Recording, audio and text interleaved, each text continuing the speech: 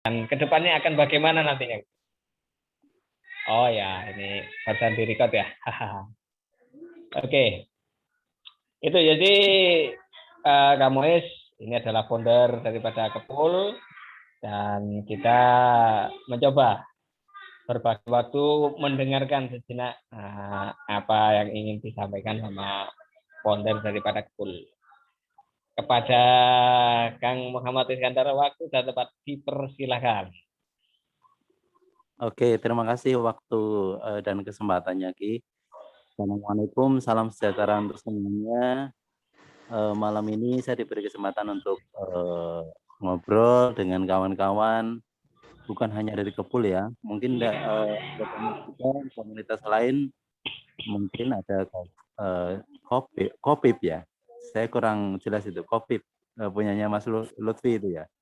Terus kemudian ada komunitas yang lain, mungkin saya tidak kenal satu persatu komunitas yang hadir malam ini, tapi terima kasih sudah mau hadir dan terima kasih sudah mau kumpul bersama ngobrol santai tentang mungkin bisa tentang banyak hal, ya terutama mungkin puisi. Saya ingin menguak sedikit histori tentang Kepul. Kepul ini didirikan tanggal 24 November tahun 2019 setelah saya dan beberapa kawan itu pengen punya satu ruang kecil, yang membahas puisi-puisi alit. Dalam bahasa Jawa alit artinya dalam bahasa Indonesia alit artinya adalah kecil. Jadi waktu pertama kali kita mendirikan Kepul itu yang kita pelajari atau yang kita diskusikan atau yang kita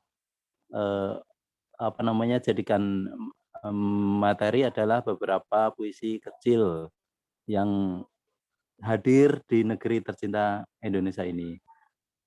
Yang pernah kita pelajari adalah pantun, karmina, haiku, dan sonian. Itu pertama kali. Kemudian ada beberapa anggota lain yang masuk. Pertama kali yang mengisi Kepul itu adalah saya, Kuswi Devi, Ika Marwah, Mbak Julia yang orang Sidoarjo tapi asli keturunan Riau itu. Kemudian Wardah, pertama kali itu. Kemudian ada 1-2 kawan yang masuk, terus ada yang diundang juga, terus kemudian edisi kedua itu ada beberapa kawan yang bagus secara ilmu menurut saya, termasuk Mas Nugroho Putu juga, terus ada Mbak Kristi yang dari Kediri itu. Nah seperti itu awal mulanya. Kemudian beberapa waktu kemudian kita juga mempelajari puisi bebas. Nah itu baru masuk puisi bebas tuh. Puisi bebas, kemudian ada masukan dari teman, terutama dari Bilal, itu adalah kita bicara tentang cerpen. Gitu. Jadi asal mulanya Kepul seperti itu. Itu adalah komunitas kecil sebenarnya waktu itu. Komunitas kecil hanya berbasis di WA, kemudian kita melebarkan sayap ke Facebook. Kepul juga punya grup Facebook, kemudian kita masuk di Instagram juga. Nah, terus kira-kira beberapa bulan kemudian itu ada kawan dari Malang, itu adalah muridnya Bu Riami waktu itu, namanya Dwi Chandra. Sepertinya orangnya sedang berada di sini ya. Dwi Chandra ini banyak ide-ide cemerlang untuk menggarap puisi di Instagram, kemudian punya YouTube juga waktu itu, dan dibantu oleh kawan-kawan Mbak Kristi, Mas Nugroho Putu, dan Mas Budi. Kan itu punya andil besar itu di Kepul itu waktu itu. Kemudian kita menerbitkan puisi-puisi di Instagram, kemudian kita membuat blog juga. Nah, blog Kepul ini pertamanya diisi oleh teman-teman dari Kepul sendiri, termasuk dari saya waktu itu ya. Ada Mas Nugroho Putu juga sepertinya sudah pernah masuk di situ. Kemudian ada Mbak Kristi. Nah, setelah itu banyak pengirim yang sebenarnya sudah punya apa namanya jam terbang yang lumayan panjang di dunia literasi Indonesia. Pernah ada Mas Bambang Widiat, Mas Alek R. Nainggolan, kemudian ada Mas Bambang Widiatmoko sudah beberapa kali mengisi di Instagram juga. Terus saya lupa satu persatu, tapi banyak juga nama-nama keren yang mengisi Instagram Kepul. Kemudian dan blog Kepul itu. Kepul ini saya dirikan, istilahnya saya pelopori. Ya pertamanya memang niatnya untuk membahas tentang puisi-puisi kecil, termasuk pantun yang mungkin sering luput dari pembicaraan orang-orang waktu itu tahun 2019. Kemudian tahun 2000 kalau tidak salah itu tahun 2020 ya, UNESCO ya atau apa itu menetapkan pantun sebagai warisan budaya dari Indonesia ya Mas Nugroho Putu ya. Ya, oke. Jadi seperti itu. Jadi sebelum UNESCO menetapkan pantun sebagai warisan budaya dari Indonesia, kita sebenarnya sudah mempelajari pantun itu di Kepul. Gitu. Jadi sedikit kontribusi untuk apa namanya mengembangkan pantun di dunia sastra Indonesia. Kemudian kita ada juga Carmina, itu adalah pantun 2 baris atau pantun kecil. Gitu. Kemudian ada Sonian yang pernah digagas oleh Akang Soni Farid Maulana dari Bandung. Kemudian haiku. Nah, haiku ini sebenarnya banyak juga dipelajari oleh komunitas Indonesia, terutama di Facebook. Ada New Haiku, ada Haikuku, ada Haiku Indonesia, Haiku Lituli, dan lain sebagainya. Puisi kecil dari negeri Sakura Jepang yang menurut beberapa kawan memang agak sedikit membingungkan atau susah dipelajari ya, karena harus menggunakan suku, kireci, ma, dan lain sebagainya, harus babi sapi dan lain sebagainya. Cuman memang sedikit demi sedikit itu beberapa anggota itu sudah terbiasa menciptakan puisi kecil itu, selain juga menciptakan puisi-puisi bebas dan pantun dan Carmina dan lain sebagainya. Saya haturkan terima kasih kepada beberapa anggota, hampir 170 anggota ya sekarang Mas Nugroho Putu ya, sekitar itu 170-an. Itu yang konsisten ya, sebenarnya nggak semuanya sih, tapi konsisten meramaikan Kepul pada malam harinya. Jadi banyak yang kita perbincangkan, ada yang novel, cerpen juga gitu. Jadi dan di Kepul ini ada beberapa maestro cerpen ya. Kalau menurut saya maestro cerpen ada Mas Hilmi Faik, kemudian ada Hilal, kemudian ada Mbak Sarita Diang, terus Reni Asih yang dari Semarang itu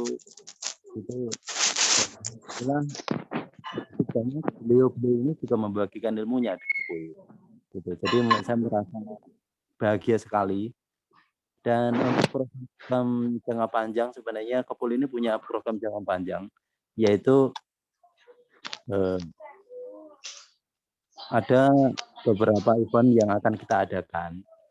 Setelah waktu itu kita mengadakan event penciptaan puisi dengan tema tradisi lokal yang dimenangkan oleh Puisi Devi dari Riau, dan waktu itu juaranya adalah Puisi Devi dan Bambang Widiatmoko. Sekarang pun saya sedang menggagas atau merencanakan event skala nasional yang lahir dari Kepul gitu. Nah, semoga terlaksana di tahun ini. Kemudian ada beberapa event kecil juga, terus ada penggarapan antologi Kepul juga yang bakal jadi antologi pertama yang menyimpan beberapa kontribusi dalam satu buku gitu. Insya Allah dalam proses pembuatan Dan tahun ini insya Allah diterbitkan. Gitu. Jadi, itu adalah beberapa program yang kami rencanakan dan semoga menjadi pemacu kita semua untuk lebih berkreasi, menciptakan puisi dan meramaikan khasanah sastra Indonesia. Dan untuk itu juga apa ya, ada beberapa yang punya tanggung jawab di lain tapi ikut meramaikan seperti Mas Nugroho ini juga banyak apa ya, banyak komunitas, terus kemudian banyak diundang berbicara di forum-forum lain, dan senang sekali beliau ini bisa merapat ke Kepul, betah di Kepul gitu.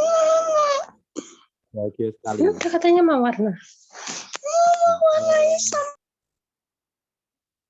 Mungkin segitu dulu Ki, nanti dilanjutkan ke sesi kedua.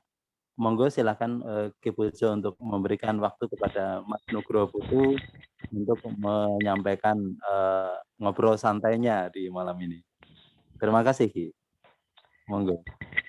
Oke, ya demikian kawan-kawan semua, sudah kita dengarkan apa yang menjadi angan-angan daripada founder Kepul ya. Oke, tak panjang lebar berbahagia kita bisa bersama dengan Bapak Nugroho Putuwarsito ya, cukup menggelegar dalam membaca puisi ya, bukan hasil lagi bagi warga Kepuler. Bagaimana angan-angan beliau terhadap puisi, terutama yang ada di Kepul, dan bagaimana nantinya Kepul ini bisa lebih eksis lagi ya, entah melalui terobosan-terobosan apa ya, kita dengarkan bersama apa yang menjadi share yang akan dibagi oleh Bapak Nugroho Putu. Waktu tak tepat, silakan Bapak Nugroho Putu. Terima kasih Pak Ki Pujo. Bismillahirrahmanirrahim. Assalamualaikum warahmatullahi wabarakatuh. Waalaikumsalam warahmatullahi wabarakatuh. Ya, sebenarnya saya itu kalau di Kepul itu benar-benar cuman member aja sih, karena saya ini sekali terhadap puisi-puisi alit itu, puisi-puisi kecil yang di Indonesia itu saya nggak nggak terlalu paham gitu ya. Jadi saya menikmati ilmunya Bang Mas Mois nih, luar biasa. Mas Mois ini ilmunya banyak sekali. Kalau dibaca CV-nya itu haikunya bagus sekali. Saya menikmati haikunya Bang Mois ya. Haiku itu kan padat. Mungkin sengaja saya Mas Mois tadi mohon izin untuk mengundang ke komunitas lain gitu, karena saya pikir Kepul ini adalah komunitas yang punya kekhususan gitu ya. Komunitas puisi sudah cukup banyak ya. Tapi kan Kepul ini kan khusus karena fokus di jenis-jenis puisi kecil gitu. Sehingga saya sengaja mengundang biar siapa tahu di antara teman-teman saya di komunitas lain itu ada yang tertarik untuk ikut bergabung di komunitas ini. Oh, saya udah dijadikan co-host ya Mbak Iis ya? Saya izin. Untuk ini ada permintaan dari salah satu teman pengen ini nge-share foto video dari Pak Putu waktu baca puisi sebelum materi, bagaimana? Boleh? Oh gitu. Ya udah boleh deh. Kan juga ada yang ngefans, ada yang diem-diem menyimpan videonya Pak Putu. Nah, Oke, silakan. Terima kasih. Monggo, Dek Chandra sudah saya jadikan co-host juga, bisa share.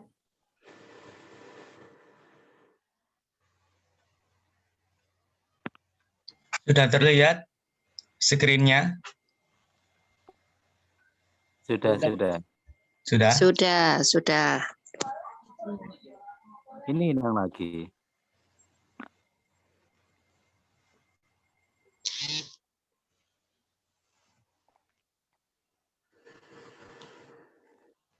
Penasaran jadi puisi yang mana ini?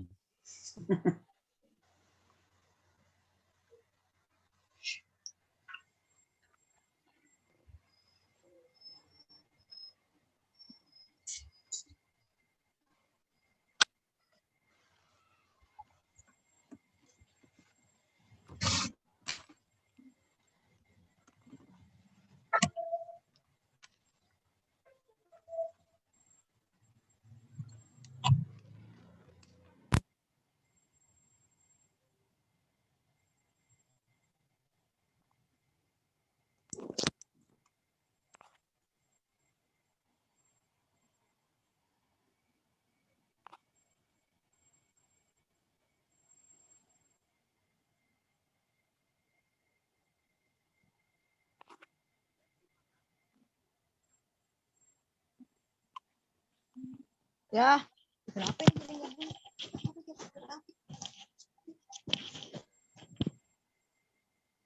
Mungkin dibuka dulu filmnya baru di-share ya.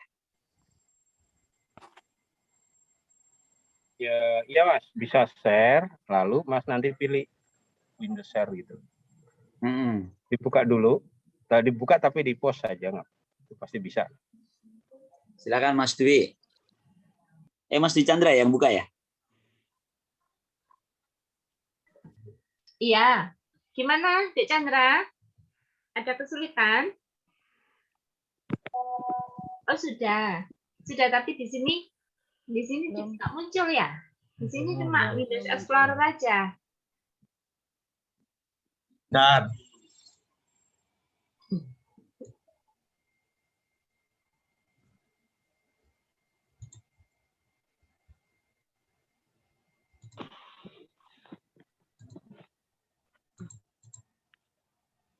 Jadi mungkin diulang, share-nya diulang. Jadi ditutup dulu, lepas share-nya dulu, buka filmnya, pause, terus baru share ulang. Kalau nggak salah begitu.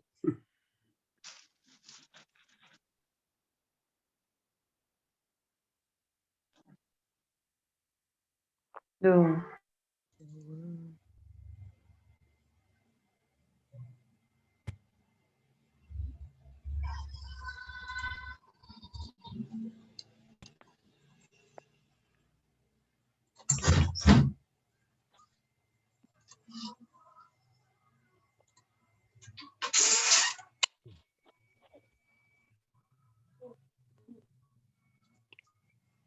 Nah, Sudah terlihat? siap.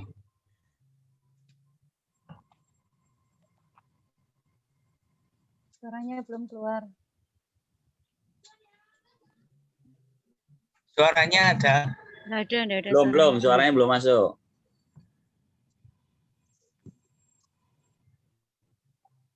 Gimana nih suaranya?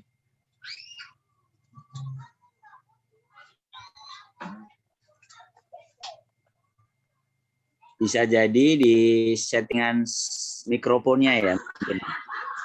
Karya Sound. Tarji Sound. Nah, itu udah. Sudah? Diulang.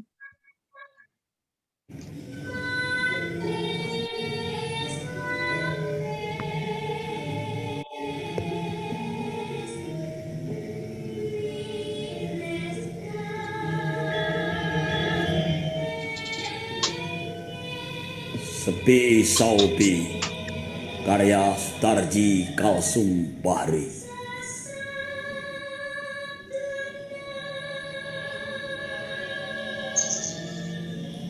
Sepi Saupi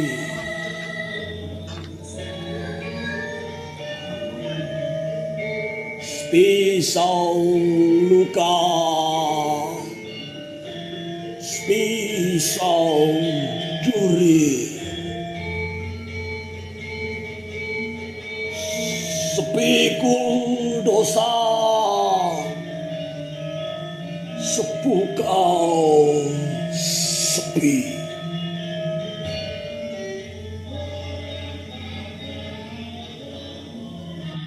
pisau duka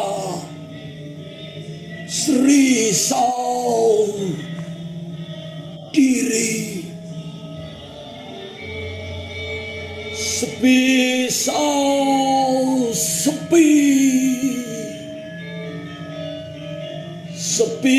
sau nyanyi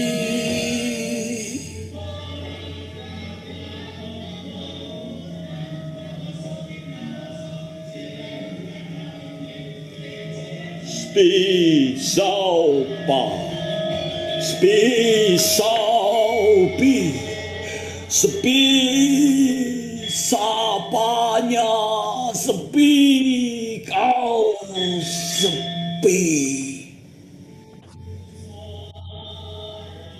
sepi saupa sepi saupi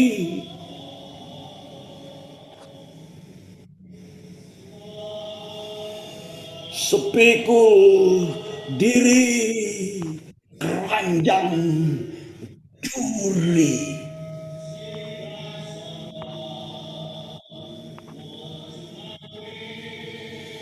Sepi sopa, sepi sopi, sepi sopa, sepi sopi, sepi sopa, sepi sopi, sampai pisaunya ke dalam nyanyi.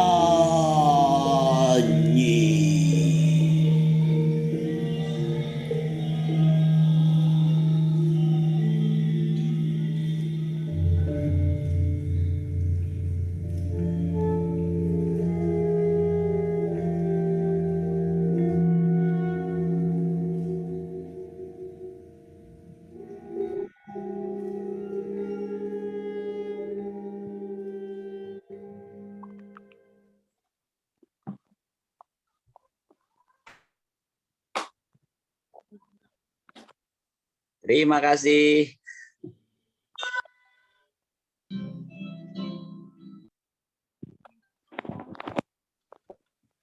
Ya, makasih Mas Chandra ya. Panggilannya Mas Chandra atau Mas Dwi Chandra? Ya, sama-sama. Terima kasih Mas Chandra, malah masih menyimpan film ini ya. Mohon maaf kalau tersendat-sendat karena memang faktor biasa di Zoom ya. Tapi kalau teman-teman ada yang mau menikmatinya lagi di YouTube-nya ada kok. Bisa dicek ya. Itu sebenarnya bagian dari video yang kami kirimkan untuk acara ulang tahunnya Presiden Penyair Indonesia ya, Sarji Kalsumba.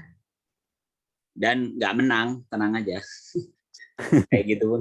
Karena bagus-bagus banget ya. Ternyata sinematografi semua yang mengirim. Jadi jarang yang menampilkan pembacaan puisi gitu. Tapi justru cara pandang mereka atas satu puisi Sutarji dibuat sebuah sinematografi dalam bentuk film gitu. Jadi ada pemenangnya itu ada beberapa yang bahkan tidak ada puisinya Sutarji, tidak dibaca. Tapi dia sebutkan ini penerjemahan tentang puisi ini dan digambarkan semacam klip gitu ya, video klip. Buat teman-teman yang penasaran konsepnya, sebenarnya ini mungkin ada Ki Pujo dan teman-teman yang dari Jawa banget ya, kenal wayang. Ini sebenarnya ini jadi tadi musiknya tadi, iringannya itu adalah karyanya Eli Delutan. Eli Delutan ini maestro tari ya. Istrinya Dedi Lutan. Beliau adalah pemain film nenek yang di Pengabdi Setan itu ya. Dan dia dibantu oleh seorang pemusik ya. Pemusik Jawa ya. Namanya itu sebentar takut salah sebut saya. Joko Porong. Nah, Joko Porong bersama Eli Delutan itu bikin lagu dengan judul Banowati Jalinan Golek. Jadi cerita kisah cinta Banowati dan Arjuna yang luar biasa kisah cintanya. Kalau teman-teman nanti cek-cek lah, googling nyari cerita Banowati dan Arjuna. Karena tragis sekali ya, Banowati itu mencintai Arjuna dengan kalau anak sekarang bilang bucin lah ya. Tapi ternyata Banowati harus dimiliki oleh Duryudana walaupun hatinya tetap pada Arjuna. Dia dinikahi Duryudana. Akhirnya sempat menjadi istri Arjuna, tidak lama, tapi akhirnya mati juga oleh pisau, ditusuk oleh musuhnya. Ini makanya ini mencoba menerjemahkan puisi Sutarji tentang Sepi Saupi ini adalah kesepian seorang Banowati. Makanya sengaja memilih dengan musik yang gaduh, padahal ceritanya sepi ya. Karena ternyata kesepian itu tidak hanya di suasana yang sunyi, kadang-kadang kegaduhan itu menciptakan kesunyian tersendiri. Gitu ceritanya, Mas. Jadi ngomongin ini ya, makasih loh Mas Chandra ya. Ya, malam hari ini saya ingin cerita ini, Mas. Saya share screen ya, Mbak Iis, mohon izin. Saya cuma bikin satu slide. Sudah terlihat belum? Belum. Ya, sabar ya. Oke. Saya cuma bikin satu slide aja. Ini sebenarnya obrolan untuk pembuka buat teman-teman yang siapa tahu ada yang baru mulai merasa ingin mengenal puisi lebih jauh gitu. Makanya saya beri judulnya berpuisi sehari-hari aja. Jadi sebenarnya puisi itu sehari-hari, karena ya tadi seperti yang kisahnya Sutarji yang Sutarji tulis tadi ya. Nah, teman-teman kalau di Kepul rasanya justru yang perlu digarisbawahi gaya puisinya Sutarji. Nanti mungkin sekalian di-sharing tanya jawab ya, mungkin bagaimana menurut Mas Mois ya. Karena menurut saya puisi Sutarji yang mantra itu sebenarnya strukturnya itu jelas banget gitu, struktur katanya itu ya. Karena kan sepi saupa, sepi saupi. Jadi dia itu selalu a fathah lalu kasroh gitu. Sepi sauluka, sepi sauduri gitu. Selalu begitu dia. Sepi saupa, sepi saupi. Jadi a i gitu. Dan itu dia tulis dengan strukturnya itu tanpa bait. Tapi sebenarnya kalau kita baca itu ada paling tidak 3 bait, ada 3 kelompok. Boleh lah itu dirasakan nanti. Kalau gaya-gaya puisi-puisi liris kita itu masuk itu, terasa strukturnya. Baiklah. Yang slide yang ingin saya sampaikan sebenarnya cuma ini, Mas. Nah, teman-teman sekalian, saya itu karena bukan seorang akademisi di dunia sastra, saya itu hanya ingin mencermati puisi itu sebagai satu kebutuhan ruhani. Makanya kalau yang sering saya tagline yang sering saya lepas itu kan puisi itu nutrisi. Jadi kita konsumsi setiap hari. Mungkin agak lebay ya, tapi rasanya sepanjang saya menikmati puisi dalam kehidupan saya sehari-hari itu rasanya benar gitu, benar adanya. Paling tidak ada tiga komponen dalam puisi. Mungkin sebenarnya kalau ada Mas Hilmi ya, Mas Hilmi ini cerpennya bagus sekali. Saya termasuk yang menikmati. Ya Mas, saya nyimak aja. Saya sambil kerja. Terima kasih. Saya nyari slide-nya itu yang mirip-mirip gaya Mas Hilmi tuh, yang warna tumpah gitu. Oke. Karena menurut saya ini bagus banget, covernya bagus banget. Jadi kalau misalnya cerpen pun rasanya sama ya. Jadi teks puisi ini bisa ditaruh, itu adalah teks cerpen atau karya lah. Karya itu ada di situ. Ada penulis, ada pembaca. Nah, menurut saya begitu komponennya. Nanti ketika kita bicara teks puisi, maka kita akan bicara tentang jenis puisinya, gayanya, gitu ya. Seperti yang kita sering bahas dalam kelas puisi alit, ada pantun, ada sonian, ada haiku. Ya. Di situ kan itu adalah jenis dan gaya puisi itu sendiri, karya itu. Ya. Tapi sebenarnya mau pakai karya yang seperti, mau jenis yang seperti apa? Itu kembali ke poin yang bawah itu, penulisnya. Jadi tentang penulis ini, tentang kita, saya merasa perlu nih kita bahas di sini, karena saya lihat di beberapa komunitas sastra atau kelas-kelas puisi yang saya ikuti itu, teman-teman tuh seringkali terjebak pada sangat minat kuat mempelajari teks, gitu, mempelajari puisi, mempelajari jenis puisi. Dia melupakan bahwa puisi itu tentang kita, tentang penulis. Ini contohnya karena kita kan kalau dalam kurikulumnya ya, kurikulum belajar puisi itu kan setelah belajar teknis menulis, biasanya mentor akan mendorong kita mengikuti perlombaan-perlombaan, ya kan, biar menguji kita ya, atau mengirim naskah ke media.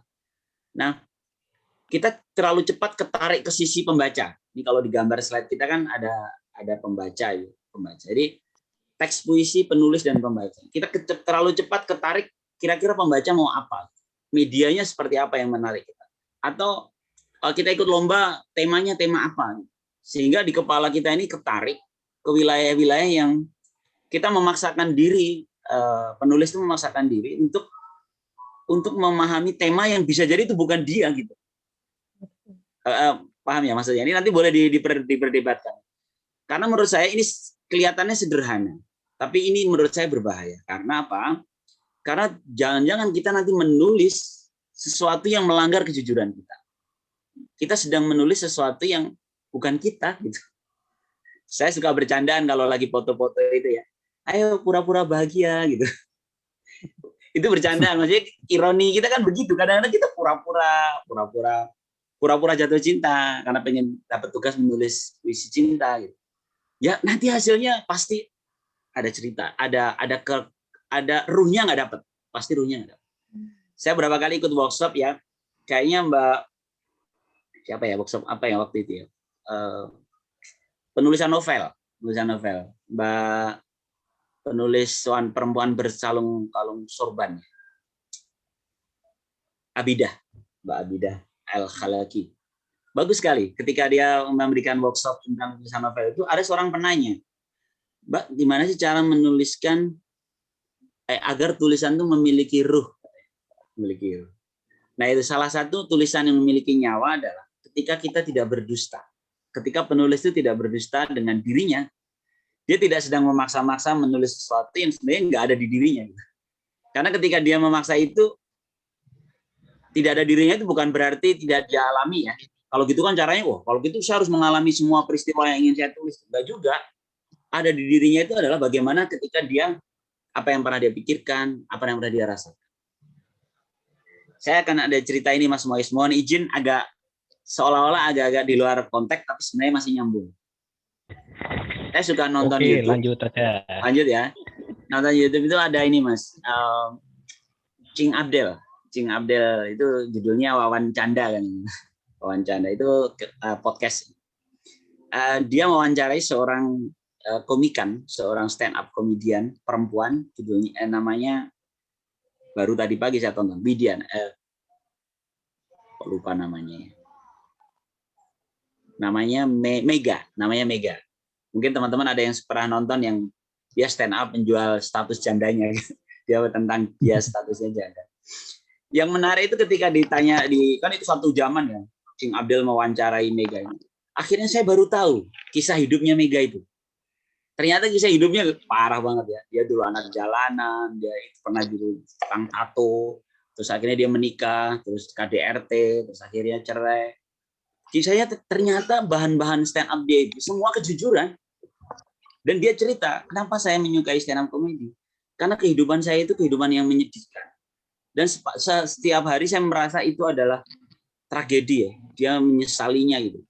Menyesali mengapa nasib saya begini gitu. Tapi ketika dia ketemu dunia stand up comedy, ternyata tragedi itu bisa menjadi hiburan untuknya. Dan dia bangun dari situ.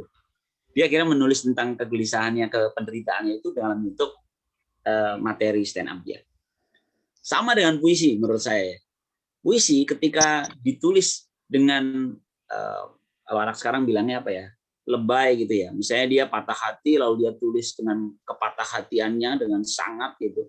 Terus akhirnya dia semakin merasa patah hati. Kan jadinya jadi ironi kan. Kita sedang menuliskan sesuatu yang tentang luka kita, tapi ternyata yang kita tuliskan itu hanya membuat kita lebih terluka. Kan itu menjadi nggak ya. Padahal sebenarnya bisa jadi itu menjadi terapi kita. Makanya saya selalu mengangkat puisi itu nutrisi, karena saya berharap puisi itu menjadi nutrisi untuk kita. Nah, karena itu di penulis saya cerita di lingkaran penulis ini saya tuliskan sejarah dan perjalanan pikiran. Jadi kita akan bicara tentang, misalnya saya menulis beberapa, saya baru dua buku antologi puisi saya. Jadi yang pertama itu Kita Dua Kurva Saling Terbuka. Itu sebenarnya perjalanan pikiran saya saja, karena saat itu saya sedang dalam sebuah kondisi dilematis gitu, dalam sebuah perubahan perjalanan yang cukup serius ya dalam kehidupan saya. Tapi memang saya tulis dalam puisi, jadi nggak kelihatan sebenarnya apa sih yang terjadi di saat itu. Tapi sebenarnya itu cerita tentang itu. Yang saya menemukan bahwa, saya harus terbuka. Pribadi yang terbuka itu, menjadi kurva yang terbuka itu akan menyelamatkan. Tidak pribadi yang tertutup. Lalu yang kedua, ketika bilang Kidung Para Pencari, sebenarnya saya sedang cerita tentang, saya mengakui bahwa saya ini pencari yang belum pernah ketemu. Saya kalau bahasa, ada Bu Rohmatul Jamilah kan Bu Guru nih Bu. Banyak guru kayaknya di sini. Kalau di dunia pendidikan itu ada istilahnya namanya being ya. Ada being, ada becoming. Kalau being itu kan sudah jadi. Jadi sebenarnya para pencari itu adalah yang becoming. Dia masih mencari untuk menjadi sesuatu. Mungkin ada Bu Riami nih, Bu Guru juga. Being atau becoming. Kayak kalau di dunia pendidikan, anak itu mestinya becoming. Dia ingin menjadi siapa. Sehingga buku itu sebenarnya ceritanya begitu latar belakangnya, dan saya menuliskannya untuk menjadi catatan hidup saya. Oh, kalau suatu saat saya terlupa perjalanan hidup saya akan membaca puisi-puisi di buku itu. Jadi sebenarnya selalu ada sejarah penulis dan perjalanan pikirannya. Nanti saya sebenarnya berhutang untuk membahas ini sama Bang Hilmi. Buku ada 2 buku yang ada di tangan saya nih, punya Bang Hilmi ini. Mungkin jadi agendanya Kepul, boleh Mas Mois? Ini kayak saya menduga-duga ini ditulis Bang Hilmi dalam kondisi seperti apa. Kayaknya nanti perlu dengar ceritanya Mas Hilmi. Kayaknya ini ditulisnya di zaman-zaman sudah pandemi. Itu pasti menarik, pasti menarik. Oke ya, itu sejarah dan perjalanan pikiran. Lalu yang pembaca, di kolom pembaca ini adalah ada bicara kita segmen dan pilihan media. Jadi ketika bicara pembaca, maka ini kita bicara siapa yang akan membaca puisi kita. Sehingga saya sering ditanya sama teman-teman tuh, gimana Pak Putu biar masuk ke Gramedia gitu ya. Saya sebenarnya ngerasa bahwa tulisan saya kalah jauh dengan Mas Mois. Ya. Mungkin bahkan di sini ada siapa lagi ya yang saya mengagumi tulisan-tulisannya. Kuriami. Tapi bisa jadi mengapa saya ikut diterbitkan di penerbit mayor. Mungkin karena menurut mereka ada segmen pembaca puisi model puisi saya, mungkin gitu. Tidak berarti mereka itu orang yang mengerti sastra dengan baik, bisa jadi karena puisi saya lebih terlalu sederhana, bisa jadi kan. Artinya ini kan bicara masalah segmen. Jadi kalau kata teman saya di komunitas yang awal-awal saya jadi semangat menulis dan menerbitkan buku itu, teman saya itu bilang begini, Put, kamu itu kalau nulis puisi jangan berpikir sibuk memikirkan puisi itu harus diterbitkan di mana. Kamu tulis aja, kata dia. Karena setiap puisi yang kamu tulis itu punya takdir untuk diterbitkan di mana. Kata dia begitu. Itu terus terang menginspirasi saya. Karena itu saya nulis saja. Target saya menerbitkan buku itu 40 tahun dan itu enggak terkabul ya. 40 tahun saya belum menerbitkan apa-apa. Tapi ternyata ketika saya dihubungin, ada seorang editor yang menghubungi saya dari Gramedia itu, dia minta naskah, saya kirimkan puisi itu ratusan puisi. Karena nggak pernah saya kirim kemana-mana puisi saya. Jadi akhirnya ratusan puisi itu diambil sama dia, cuma dicomot sekitar 100 berapa. Maaf Pak Putu, yang lain nggak ada, ini yang lain jelek katanya. Saya ngaku sendiri, setelah baca saya malu juga, puisi begini tak kirimin ke Gramet ya, dibalikin ke saya. Tapi kan ada berapa yang masih masuk, dan itu akhirnya. Jadi pelajarannya mungkin ya tulis aja gitu. Jadikan itu bagian dari tadi sejarah dan perjalanan pikiran kita. Nanti si pembaca puisi kita itu adalah jalan sendiri. Mungkin begitu ya. Saya sengaja milih tema ini Mas Mois karena saya berharap kalau ada teman-teman yang mungkin masih awal-awal berkomunitas atau mungkin ada komunitas lain sedang bergabung bersama kita, biar punya ruh yang sama gitu. Oh, kita ini tertarik kalau di Kepul ini fokusnya nanti di teks puisinya. Dibentuk puisi yang apa? Karena kita akan belajar nulis dengan banyak-banyak batasan ya. Termasuk Ki Pujo dulu pernah diskusi sama Ki Pujo tuh. Ki, saya itu termasuk yang nggak terlalu nyaman dengan puisi yang dibatasi. Saya curcol sama Ki Pujo di satu forum ya, Ki. Di Kompeter kalau nggak salah. Lalu Ki Pujo mengingatkan bahwa sebenarnya dengan membatasi batasan itu kayak pantun, ada polanya, terus ada Carmina, ada haiku. Sebenarnya batasan-batasan itulah yang membuat kita bisa tumbuh gitu, bisa tumbuh. Mungkin kayak hukum kapilerisasi air ya. Air itu ketika kejepit dia melawan kodratnya. Air kodratnya kan dari atas ke bawah. Ketika dia kejepit dia akan naik ke atas. Jadi bisa jadi puisi-puisi yang ditekan dengan aturan yang ketat itu membuat penulis menjadi tumbuh. Bisa jadi begitu ya Mas. Saya ngomong doang, ternyata belum bisa bikin pantun atau Carmina atau haiku. Masih berguru sama Mas Mois. Ya mungkin itu Mas, ini mancing diskusi aja, selebihnya monggo teman-teman ya. Dari saya cukup. Wassalamualaikum warahmatullahi wabarakatuh. Waalaikumsalam warahmatullahi wabarakatuh. Ya demikianlah warga Kepuler semua, kita penyaji ya, ya sudah memberikan wawasan dan berbagi yang kita cukup panjang dan lebar, luas artinya. Gitu ya.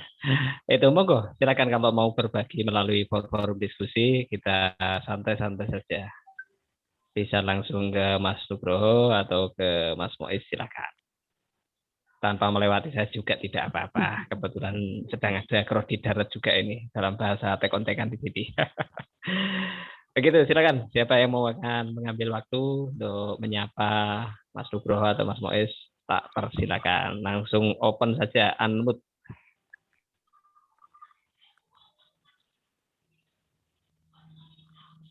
Mungkin saya. Ibu, ada yang mau nih?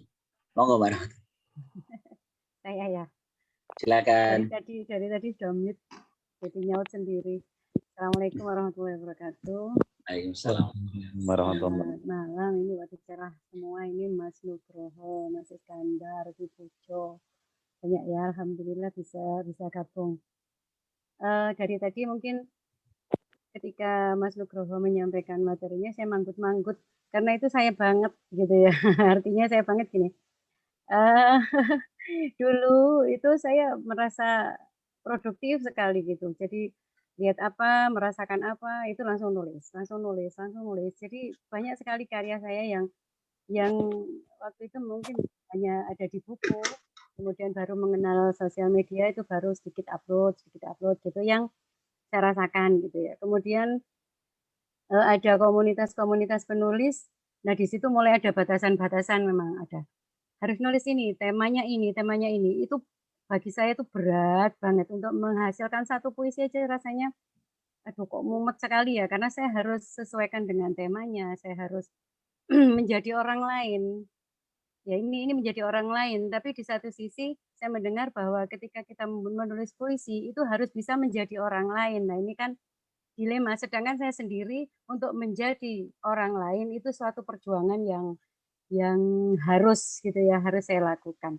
Nah ini ketika saya dibiarkan gitu nulis karepe dhewe gitu, itu akhirnya dapat banyak, tapi begitu ikut ini beda Mas Mois ya, saya tidak membicarakan tentang puisi-puisi yang memang sudah ada aturannya seperti pantun, Carmina dan segala macamnya itu kan memang sudah ada aturannya. Kalau seperti itu saya manut. Itu saya memang manut aturan. Ini yang saya bicarakan adalah puisi bebas gitu, floor ya. Makanya ketika ditawari ada ikut lomba ini dengan tema ini itu apa ya istilahnya maju mundur gitu. Ketika kemudian fokus ke tema, itu akhirnya enggak jadi puisinya, enggak jadi ikut gitu. Apa ya apa itu memang suatu kewajaran. Kalau saya tadi menyimak presentasinya Mas Putu, kayaknya mungkin orang-orang juga seperti itu. Jadi mungkin Bu Riami ini yang sering gini, ayo Ndi nggak tahu nulis gitu. Jadi akhir-akhir ini ketika saya harus dihadapkan pada lomba ini kan banyak sekali tawaran lomba itu malah macet Mas, saya enggak bisa apa-apa. Jadi akhir-akhir ini di ruang kata juga ya Mas Mois ya, karena saya merasa ketika harus nulis ini gitu, bingung Mas Mois, malah kapan itu nulis akhirnya yang muncul iki puisi ini Jamil iki kok ambiar gitu. itu hanya ini ikut curcol aja ya Mas Putu biar rame malam ini. Terima kasih. Assalamualaikum warahmatullahi wabarakatuh. Waalaikumsalam warahmatullahi wabarakatuh. Boleh komentar Ki Pujo? Silakan langsung. Enggak, aku udah diinget ada yang sedikit lewat.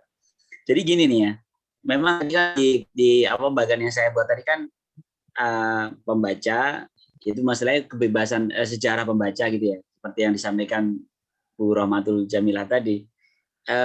Lalu ketika ada tema yang harus ditulis, kadang-kadang kita kan stuck ya Bu ya. Ya. Nah sebenarnya tidak lalu nggak ikut itu sebenarnya. Tapi kalau mau ikut maka baca. Maka jadi gini, saya tadi lupa itu padahal poin penting dalam bagian yang penulis. Tadi kan penulis saya tulis ada sejarah dan perjalanan pikiran. Jadi sebenarnya penulis yang baik itu, penyair, coba kita teman-teman bacalah para penyair yang hebat itu. itu perjalanan pikiran mereka itu memang luar biasa. Jadi dia nggak pernah berhenti pikirannya itu. Jadi sebenarnya ketika ada pemantik-pemantik dalam komunitas ya, dikasih challenge nulis ini, nulis itu, sebenarnya caranya bagaimana? Maka membaca tema-tema itu. Ya. Kalau misalnya memang kita biasa bebas, silakan saja. Tapi jangan sampai kita itu berhenti. Saya akan satu contoh penulis lah yang paling legendaris siapa? Misalnya Khairul Anwar. Khairul Anwar itu binatang jalang. Dia itu kalau teman-teman baca sejarahnya itu nakal banget, Bu, nakal banget. Ya. Dia nongkrong di kereta, gerbong kereta, banyak perempuan yang dia cintai, dia main perempuan ya, dan sebagainya. Tapi perjalanan pikiran dia luar biasa. Beberapa puisi yang tiba-tiba muncul tersisa sampai dengan hari ini adalah puisi-puisi yang memang, contoh ketika dia bertemu dengan Tuhannya di tentang masjid kan ada itu. Terus kepahlawanan. Bahkan ada cerita yang menarik, ini mungkin teman-teman boleh dikonfirmasi kalau saya keliru membaca sejarah. Katanya Halo-Halo Bandung itu yang ayo Bung rebut kembali gitu. Itu kan kelihatannya itu ayo Bung itu sesuatu yang heroik gitu ya. Cuman katanya ini sejarahnya. Itu kata ayo Bung itu sebenarnya itu di Pasar Senen sana. Itu ada satu, mohon maaf nih ya kalau salah nanti diklarifikasi. Ini saya dengar dari komunitas sastra juga. Ada satu lokalisasi, ada satu pelacuran gitu lokalisasi. Kan memang akal ya, sekali lagi Khairul ini kan akal. Katanya itu kalau perempuan di sana itu nawarin itu gitu, ayo Bung gitu. Jadi sebenarnya ayo Bung itu ajakan untuk itu gitu. Lalu ketika ditanya si penulis lagu Halo-Halo Bandung itu, ya apa ya yang dapat gitu, kata apa yang bagus? Ya Khairul dengan bercanda, ayo Bung. Tiba-tiba ditulis dan itu menjadi lagu yang sangat luar biasa, itu fenomenal. Ini kan sejarah perjalanan seorang, mungkin seorang penyair yang memang dia hidup di zamannya, tapi dia nggak berhenti, Bu. Ya. Jadi nggak berhenti, yang kalaupun bacaan kita terbatas, pastikan kita nggak pernah berhenti berpikir. Makanya saya tuh menikmati tulisan-tulisan teman-teman yang, ini satu contoh ya, nggak apa-apa ya, saya jadi kayak ngiklanin tulisan orang. Saya baru kemarin dikirim nih. Ini namanya Widya Mareta, ini ada di sini. Saya tuh pertama agak-agak ragu, Mas Mois. Ini puisinya kayak gini, bahkan kalau di IG itu ada yang di stempel bibir. Dia ini anak kelahiran 94, masih muda banget gitu. Tapi ternyata isinya oke. Ya, isinya itu ada perjalanan pikiran yang memang nggak main-main gitu. Nggak main-main. Saya pikir kalau kita biasa mentradisikan terus berpikir, terus membaca, terus diskusi. Makanya saya berharap Kepul atau komunitas-komunitas sastra itu selain belajar tentang teks tadi, teks puisi itu ditulis seperti apa, mungkin kita diskusi, bedah buku atau ngobrol tentang suatu tema untuk menambah asupan. Jadi para penyair ini tidak berhenti berpikir gitu. Kalau sampai berhenti, selesai. Kita hanya menulis apa yang kita terucap, tapi nggak ada isinya. Ya mungkin itu kali Mbak Rahmatullah. Makasih lo mengingatkan tadi. Saya ada kelewat. Iya. Siap. Mohon maaf. Lanjut monggo. Oke, siapa lagi yang ingin memanfaatkan waktu? Silakan.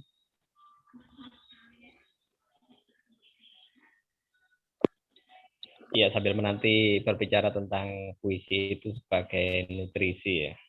Ternyata bukan nutrisi otak saja. Tapi pemantik daripada bisa bikin gemuk. Ini kisah saya saja ini. Sebetulnya saya sendiri juga nggak begitu nggak begitu ideal juga untuk berat badan. Dari tahun 2000 sampai dengan 2017 itu nggak jauh dari angka 45-46. Kalau nggak 45, naik lagi 46, turun lagi 45. Begitu sekitar tahun 2017, di 2018-nya mulai kenal beberapa komunitas menulis puisi dan lain sebagainya. Perlahan-lahan dalam waktu kurun 1 tahun itu bisa naik 5 kilo. Saat ini bisa 50. Ternyata memang, padahal sudah banyak upaya, minum susu sudah, ini sudah, dan sebagainya. Ternyata lewat seni, ini malah bisa bikin tubuh bisa gemuk. Ini butuh nutrisi. Itu salah satunya begitu. Walaupun secara puisi sedang dalam bentuk pencarian. Mau berpuisi bagaimana, genrenya apa, sampai saat ini masih tidak ketemu. Jadi kalaupun saya bikin ya banyak bisa dikata itu asal-asalan. Lebih banyak kebetulan daripada serius gitu ya. Jadi spontanitas lah, kadang-kadang nggak sampai 1 menit selesai gitu. Ada ide apa langsung tulis selesai. Baik iya, buruk iya, nggak tak panjang lebarkan. Artinya menulis itu ibarat nyampah setiap hari. Ya kalau nanti ternyata sampah ini ada bagus ya berarti di clipping gitu. Kalau nggak bagus ya sudah hilang. Kan ya seperti itu, namanya juga nyampah setiap hari. Kali ya. Kalau ternyata memang kadang-kadang jadi bingungnya seorang penulis puisi itu dari adanya plagiator itu ya. Iya, memang sulit ini bisa dihapuskan. Karena kan sepanjang tata caranya, tata bahasanya sama, ya kemungkinan plagiasi ya tetap ada. Yang namanya Aku Cinta Padamu itu diplagiasi berapa juta kali, berapa ratus kali, ribuan tahun ya akan terplagiasi. Seperti itu aja sudah titik. Ya, semakin diplagiasi ya berarti semakin baik gitu aja sudah. Nggak usah panjang-panjang pikiran gitu. Berarti kita nemu. Justru saat ini yang ada presiden penyair ya Sutarji mengangkat masalah puisi besar. Ini bicara tentang puisi besar Sutarji. Bahwa Sumpah Pemuda ini adalah sebuah tes puisi. Ya, puisi besarnya Indonesia yaitu. Dengan puisi besar itulah lahir Indonesia. Jadi puisi itu mampu menggerakkan. Tidak neko-neko dan demikian. Nah, dia mau seperti itu. Makanya Sutarji pola pikirnya kalau dia bikin puisi ya gitu. Ya setengah salah. Makanya dia kan sering kali sempat ngomong gitu. Puisi yang tidak baik malah ternyata jadi baik. Karena saya sempat ada baca model seperti itu gitu loh. Ya bagi para pemula, saya sendiri malah bukan pemula lagi, sebelumnya pemula ini. Masih tahap meraba-raba caranya berpuisi ini. Bikin puisi juga asal-asalan lah. Oh suruh bikin nama ini jadi. Kalaupun baik itu sering kali kebetulan kok sebetulnya, nggak pernah ada serius-serius kali. 1-2 menit selesai bikin selesai. Itu namanya kan hanya sebagai nutrisi ya, sambil lalu belum menjadi sebuah hobi yang mendarah daging dari awalnya. Hanya kebetulan kok cocok, ternyata bisa bikin kamu tak lanjut, itu aja. Itu rekan-rekan. Ya, terima kasih sudah berbagi waktu mendengarkan. Silakan barangkali ada yang ingin berkomentar ke Kang Muiz atau Pak Nugroho itu silakan. Terima kasih. Banyak ya, saya menyimak banyak ini malam ini, terutama dari Mas Putu. Ini ilmunya sangat bagus dan bermanfaat. Halo. Terima kasih untuk presentasi dari Mas Putu, dari Pujo, dari Mbak Jamil tadi ya. Istilahnya saya juga mendapatkan banyak ilmu malam ini. Jadi saya setuju dengan Mas Putu bahwa puisi itu adalah perjalanan pikiran kita. Gitu. Ada banyak konflik di pikiran kita, itu bisa jadi bahan untuk menciptakan puisi. Kemudian perjalanan spiritual atau perjalanan luka dan lain sebagainya itu bisa jadi puisi. Jadi sedikit menjawab Mbak Jamil tadi, kalau di ruang kata itu memang ada sedikit ketentuan dari saya bahwa menulis puisi bebas itu ada tema-tema khususnya, gitu. Ada tema-tema khususnya dan itu per hari itu ganti. Tapi saya memberi waktu itu banyak, ya. Memberi waktu itu banyak. Ada 24 jam. Supaya apa? Supaya peserta itu mencari referensi, mencari bahan, terus kemudian direnungkan, baru ditulis. Maksud saya seperti itu. Jadi kan saya berprinsip bahwa membaca, kemudian menulis. Kalau prinsip saya seperti itu. Jadi kita bisa mencari bahan sebanyak-banyaknya, kemudian kita masukkan ke pikiran kita renungkan, kemudian baru kita tulis. Seperti yang, maaf ini agak melenceng sedikit ya, Mas Rejar tadi mungkin sudah membaca puisi yang di Puisis, yang judulnya Dawet Ayu. Jadi dawet ayu ini saya angkat ke dalam puisi karena bukan hanya karena manis dawetnya, bukan. Jadi dawet ayu ini adalah kebanggaan di daerah Ngapak saya, di Banjarnegara. Iya. Kalau tidak salah mungkin kalau ada yang punya informasi yang valid, yang benar nanti tolong saya diberitahu. Kalau tidak salah itu yang tenar itu dari sana, dari Banjarnegara. Jadi dawet yang di mana-mana itu terkenal dawet ayu Banjarnegara. Nah, kalau kawan-kawan perhatikan, penjual dawet ayu itu biasanya punya gerobak dorong dan itu ada 2 wayang di situ. Ada 2 wayang yang ada di gerobaknya.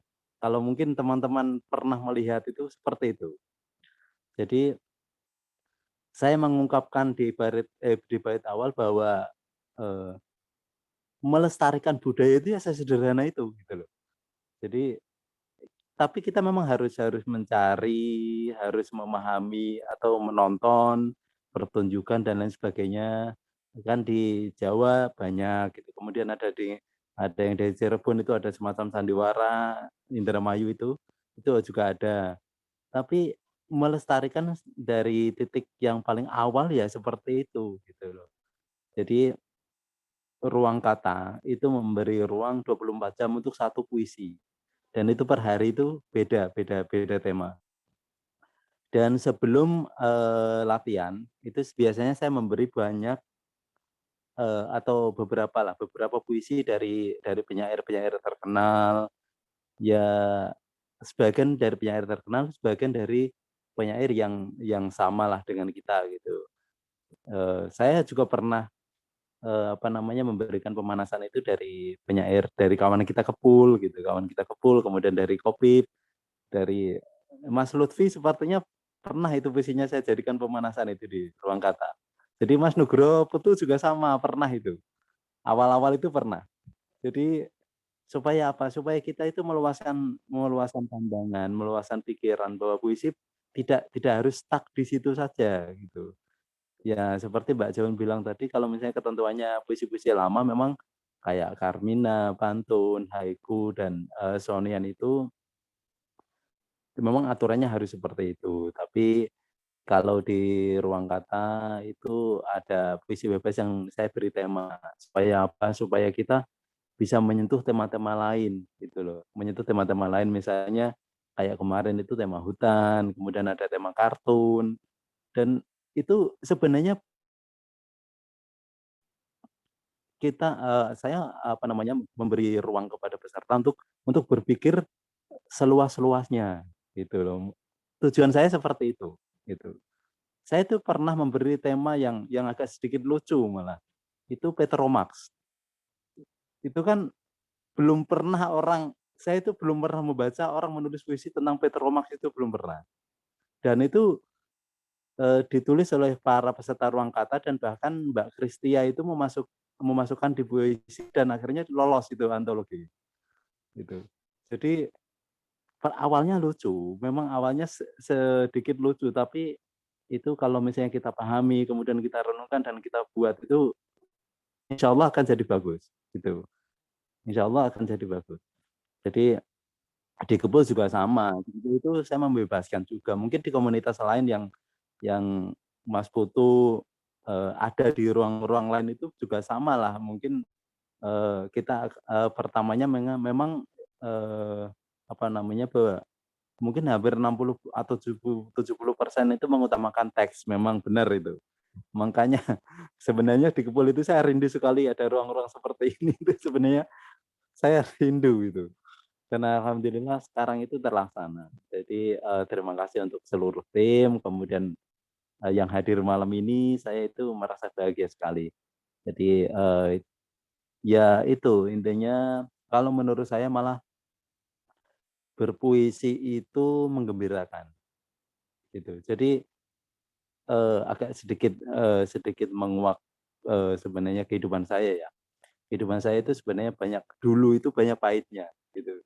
Tapi setelah mengenal puisi itu dari kecil itu saya akrab sekali dengan Horizon, akrab sekali dengan Kompas gitu. Bahkan ada beberapa yang saya simpan sampai sekarang. Itu clipping Kompas itu saya pernah beberapa, ya mungkin ada sekitar 30 lebih lah. Itu saya simpan sampai sekarang itu, Kompas Minggu. Jadi cerpen, puisi, dan ada beberapa koran lain. Setiap saya melakukan perjalanan di kota-kota lain, di kota-kota yang belum pernah saya datangi, itu saya pasti berburu koran di sana itu. Saya bawa pulang itu. Pernah di Lampung, di Medan, di Pekanbaru, di Aceh, kemudian di Banjarmasin, di Pontianak dan lain sebagainya itu saya berburu koran di sana, kemudian saya bawa pulang. Gitu.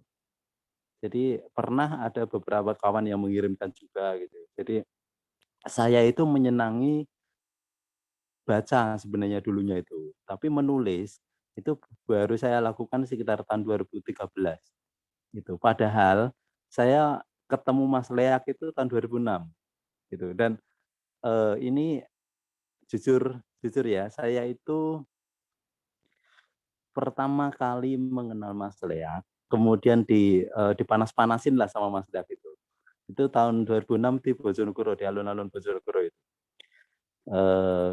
Saya datang, saya lihat pertunjukannya, kemudian saya ngobrol-ngobrol, tukar nomor sampai sekarang itu.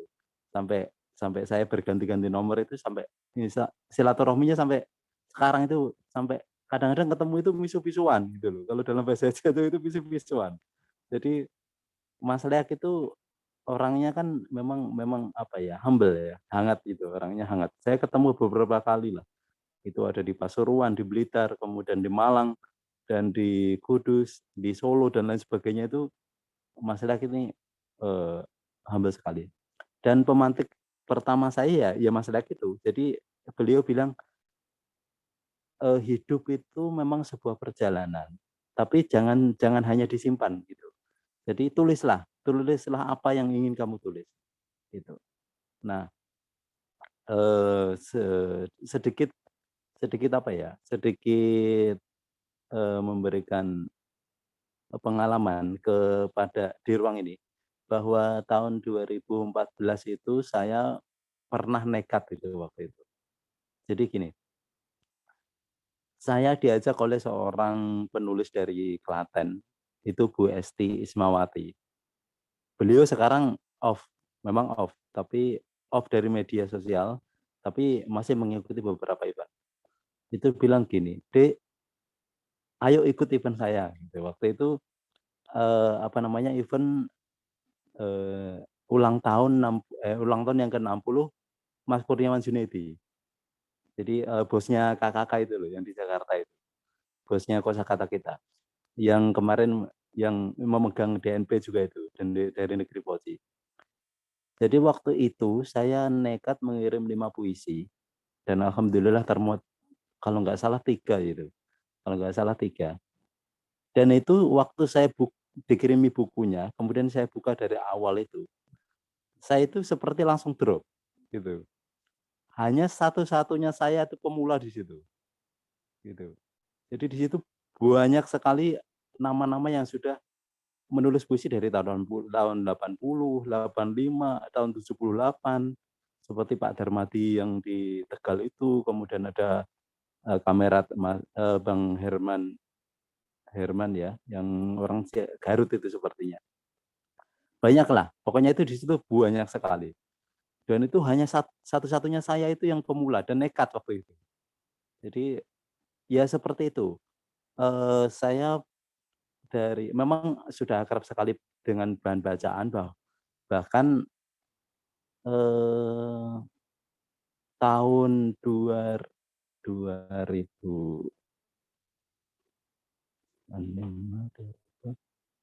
tahun 2002. Tahun 2002 itu saya sudah menghatamkan Bumi Manusia waktu itu. Padahal waktu itu masih bentuknya itu masih fotokopian gitu. Jadi saya dipinjami, karena waktu itu ada pengalaman itu, saya menunggui kakak saya yang terkena ledakan trafo listrik, dirawat di sebuah rumah sakit di Tangerang waktu itu, Sari Asih. Dan selama 1 bulan lebih itu saya menunggui kakak saya itu, dan saya kenal dengan mahasiswi namanya Nia Husnia waktu itu, dan dia bawa Bumi Manusia, dan saya pinjam itu saya baca di situ, di rumah sakit itu sampai khatam itu di situ.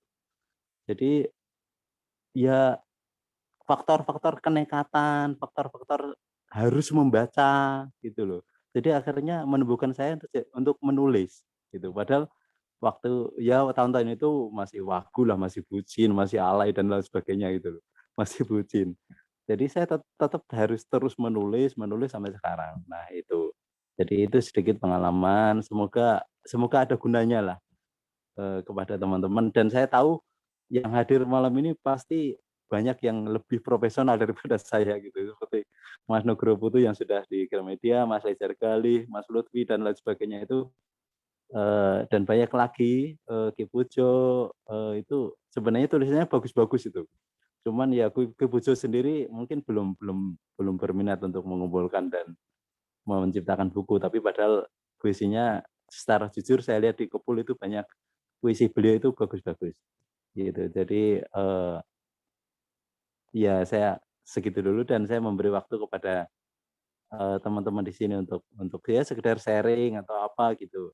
Monggo, silakan. Saya ya, Mas. Oke, silakan masuk. Iya. Oke. Gini, saya luruskan. Jadi tadi itu saya itu istilahnya curcol gitu ya. Curhat gitu loh. Ini permasalahan saya kok yang disampaikan Mas Putu kok aku banget gitu loh. Ketika saya dibatasi itu saya tidak bisa bergerak, justru tidak bisa bergerak. Mungkin karena saya anggap itu sebagai beban gitu ya. Nah, saya justru sebenarnya harusnya ini ceritanya saya yang pengecut ini. Saya lari dari tantangan.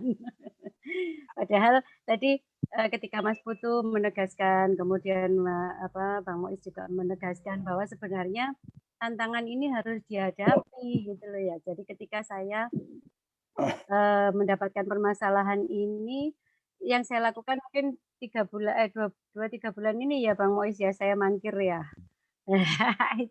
itu karena gini, aduh, permasalahannya bukan, kalau kesibukan sih setiap orang kan memang sibuk, tapi ketika saya ditanya kenapa ini kok enggak aduh aku sibuk gitu ya, padahal itu alasan yang saya cari-cari, alasan yang sebenarnya itu nyantol gitu loh, ketika dihadapkan gitu itu nyantol gitu. Saya enggak menyalahkan ruang kata, justru sebenarnya ketika saya harusnya di situ itu jalan saya harusnya gitu, karena di situ Bang Mois itu bagus sekali udah ngasih. Jadi ketika memberikan tema itu kasih stimulus dulu. Ini yang sudah saya baca, muncul ide, kemudian ketika dikurasi, waduh salah, aduh mundur gitu ya. Jadi tadi Bang Putu sudah ngasih solusi. Alhamdulillah sekali malam ini dari perbincangan kita saya mulai ada titik pencerahan gitu ya. Jadi saya jangan nyaman di saya gitu. Jadi saya harus istilahnya tantangan ini harus saya taklukkan gitu ya. Saya nemu sekali loh kelas ruang kata ini, kalau Mas Putu masuk di dalamnya, waduh sini Bang Mois ini orang yang paling pokoknya ngasih motivasi, ngasih ini. Jadi kita tidak dilepas. Nah, cuman saya tadi curhatnya itu, saya ini pengecut gitu, ketika ada wadah yang harusnya membangkitkan saya justru tidur gitu. Itu Bang Mois ya, jangan salah paham. Tidak. Iya gitu aja. Terima kasih. Boleh ini nambahin Ki Pujo. Komen aja. Jadi Mbak Jamilah, saya jadi ingat itu. Sebenarnya ada beberapa teknik menulis puisi ya, bukan teknik sih, proses produksi gitu atau apa ya, proses terlahirnya satu puisi gitu. Salah satunya seperti yang disampaikan Mas Mois tadi, itu sebenarnya cukup efektif memang. Jadi kita membaca puisi-puisi orang lain dengan jenis itu sangat memantik, bisa memantik puisi. Insya Allah sih jauh dari yang godaan plagiasi ya. Insya Allah sih enggak. Kalau kita kan benar-benar mencari inspirasi ya, tidak untuk memplagiasi. Satu itu. Yang kedua mungkin ini sharing aja ya. main kata itu loh Bu, main kata. Jadi misalnya kita mau nulis tentang pandemi gitu, maka kita mencari kata pandemi, turunan kata pandemi itu apa saja gitu. Ditulislah sampai turun sampai 5 kata gitu. Setelah itu baru digabung-gabungkan, itu bisa jadi puisi. Itu salah satu proses produksi.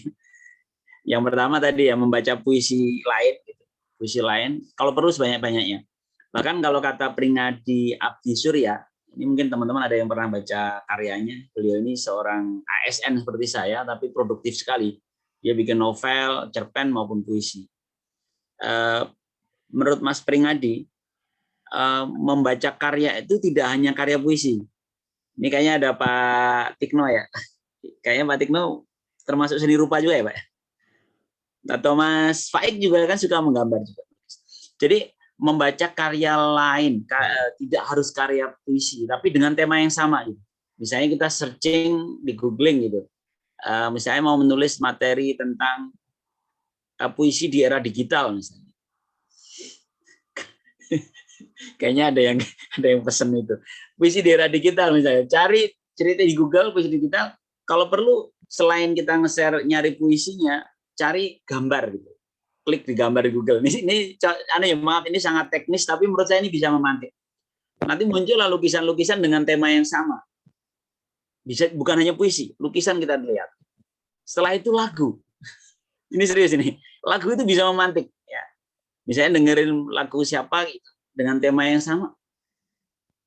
Satu lagi kalau punya cukup waktu, film. Sekarang film kan gampang akses ya di YouTube ya. Itu tiba-tiba penuh kepala kita ini. Tinggal dituangin gitu. Ya. Memang kalau pengalaman saya, Mbak, kadang terlalu penuh juga bahaya. Karena mungkin kalau istilah ini torrent gitu, pipanya itu kadang-kadang kesumbat ya. Kalau diisi penuh itu kadang-kadang malah nggak jadi satu kata pun gitu. Ya kan, makanya kita harus tahu proporsinya. Tapi boleh dicoba makanya ya. Jadi memang kalau kata Pringadi itu ada 3 paling tidak ya. Pertama cari kata-kata, lalu turunkan, lalu bentuk puisi. Kedua cari karya orang lain, ya karya orang lain, karya apa saja, bukan hanya puisi, dengan tema yang sama. Jadikan dia bahan baku, lalu tuangkan jadi puisi. Ketiga ada lagi nih cara yang menurut saya Mas Pring ini keren ya, kreatifnya, out of the box benar. Cara yang ketiga itu gini kata dia, cari puisi bahasa asing. Kalau perlu bahasa yang kita nggak ngerti, lalu baca terus diulang-ulang, coba terjemahkan dengan versimu. Dengan versi yang kita nggak ngerti artinya nih, terjemahin aja gitu. Lah itu jadi puisimu katanya. Aku belum berhasil, yang ini belum berhasil coba. Kata dia sampai bahasa Latin, bahasa Spanyol, bahasa Prancis, dia baca. Lalu dia membayangkan kira-kira ini artinya ini. Jadi karya sendiri. Monggo dicoba Mas, Mbak, atau teman-teman sekalian. Mungkin itu ya.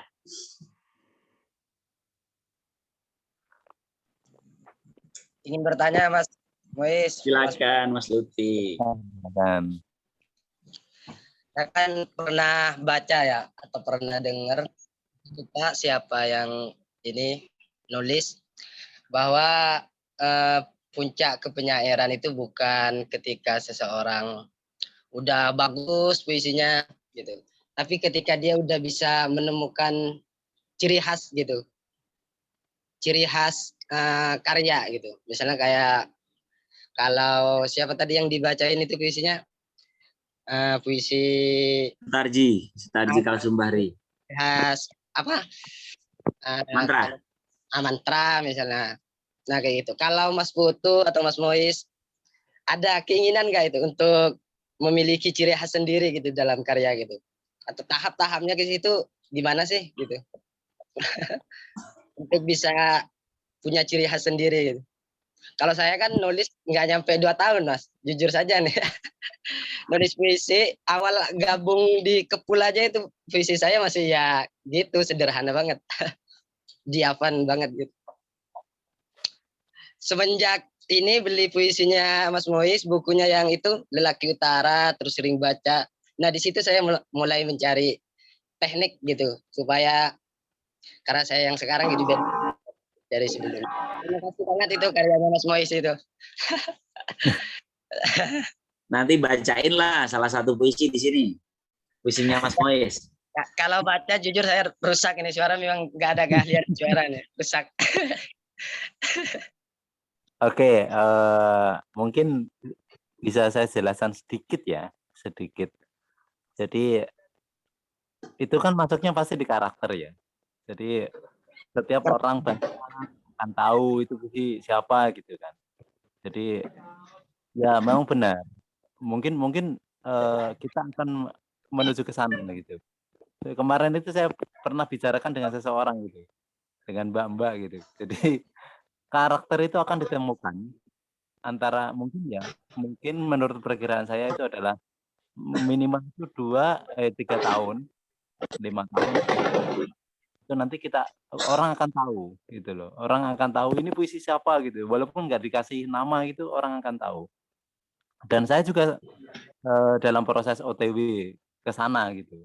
OTW ke sana bahwa karakter puisi saya itu seperti apa gitu. Saya pengen membentuknya gitu. Terus kemudian bisa nambahin, saya ingin nambahin sedikit ya, memang benar itu 3 ungkapan yang diungkapkan oleh Mas Putu tadi, Mas gitu kan. Itu kan juga memang sangat produktif orangnya. Masnya itu sangat produktif. Menemukan kata, terus membaca banyak karya orang lain, terus kemudian melihat sesuatu gitu. Itu bisa jadi puisi.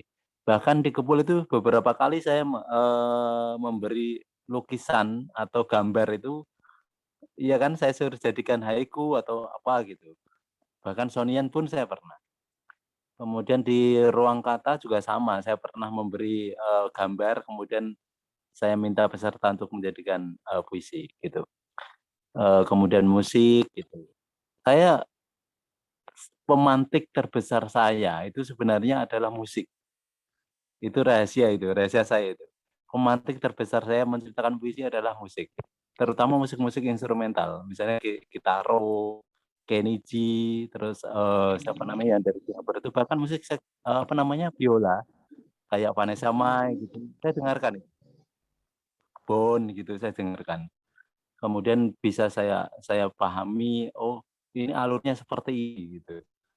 Itu bisa itu. Saya dari itu banyak itu tercipta puisi dari musik itu banyak.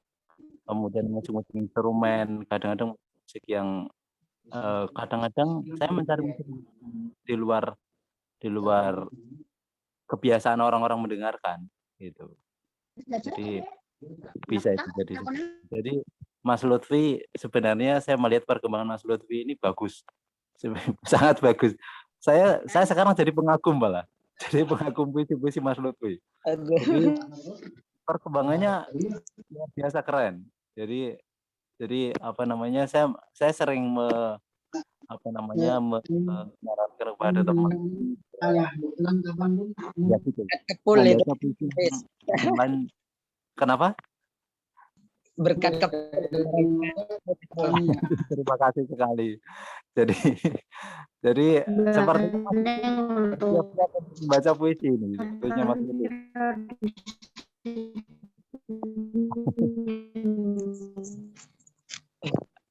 Waktu kita sampai jam 9 ya, Mbak Bu Is ya.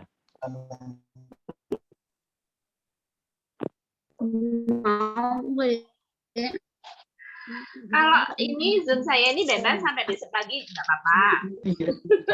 Saya boleh nambahin dikit, Mbak. Oke, jadi kalau mau diskusi silakan sepuasnya lah istilahnya. Ya, silakan. Saya boleh nambahin bahasan. Ki Kepul. Silakan. Siapa ini yang silakan. Oh, saya ya. Saya atau yang lain? Lian jenengan, silakan. Oke. Saya tertarik, biar kelihatan. Saya tertarik dengan penjelasan Mas Mois tadi bahwa Mas Mois gampang terinspirasi ketika mendengar musik. Entah itu gitaro, entah itu Vanessa Mai atau musik-musik lain. Nah, ini menurut saya sebuah berkah ya. Karena Mas Muiz punya kecerdasan pendengaran.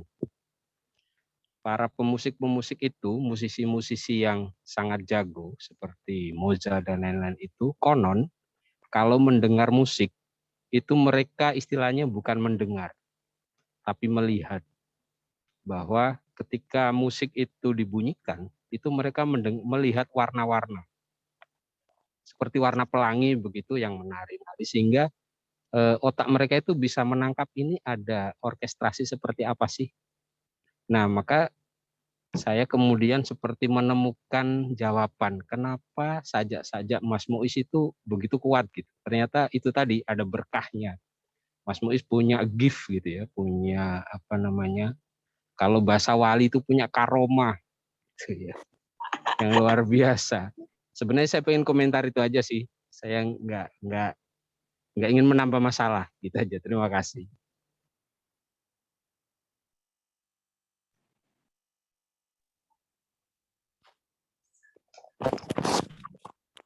Ayo yang lain. Mas Putu mungkin mau nambahin. Itu nih buku yang saya beli itu. Saya baca puisi aja ya.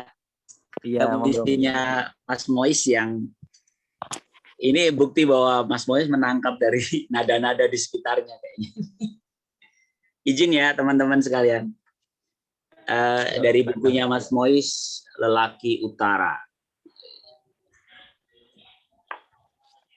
Judulnya Figura. Figura menyimpan tubuhmu, seperti semayam lagu-lagu di pita kaset dahulu. Ia menerjemahkan rindu di balik jarak yang mengurung debar jantungku pun jantungmu. Figura hadir di batas waktu perjumpaan dan perpisahan. Kemana lepas setelah ini? Ada jeda menumbuhkan segala alpa saat wabah menguasai dunia. Di mana kau yang kupanggil kin dengan nada manja? 2020. Keren. Mantap. Nah, ini bisa ini Mas. Ceritanya gimana nih? Keren Apa sekali dibalik puisinya. sana ini? Siapa nih yang dipanggil dengan nada manja, Mas? Cakai.